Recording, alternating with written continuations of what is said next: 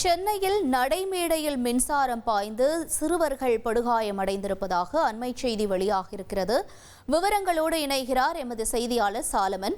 சாலமன், வணக்கம். சரியாக சென்னையில் எந்த பகுதியில் இந்த சம்பவம் நிகழ்ந்தது? சிறுவர்களுடைய தற்பொழுதைய நிலை என்ன?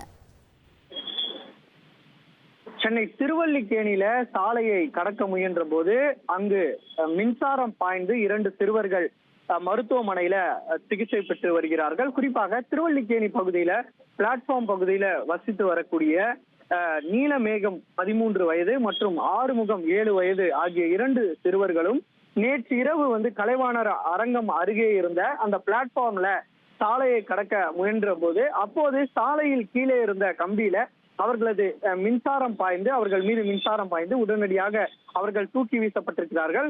இவர்கள் படுகாயம் அடைந்த நிலையில அருகில் இருப்பவர்கள் அவர்களை சிகிச்சைக்காக ஓமந்தூரார் அரசு மருத்துவமனையில சேர்த்திருக்கிறார்கள். தற்போது அவர்களுக்கு சிகிச்சையானது வழங்கப்பட்டு வரும் நிலையில திருவல்லிக்கேணி போலீசார் இந்த மின்சாரம் தாக்கு சம்பவம் தொடர்பாக வழக்கு பதிவு செய்து விசாரணை மேற்கொண்டு வருகிறது. நேற்று அதிக அளவிலான சென்னையில பெரும்பாலான இடங்கள்ல மழை பெய்து வந்த நிலையில அந்த மழை நீர் தேங்கியிருந்த நிலையில அங்கு கிடந்த கம்பியை மிதித்து அவர்கள் மீது மின்சாரம் பாய்ந்திருப்பதாக போலீசார் தரப்புல ஒரு தகவல் தெரிவிக்கப்பட்டுள்ளது.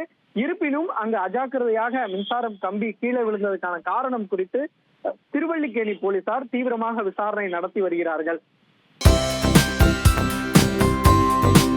தந்தி டிவியை உங்கள் கேபிள் டிவி ஆபரேட்டரிடம் இலவசமாக கேட்டு பெறுங்கள்.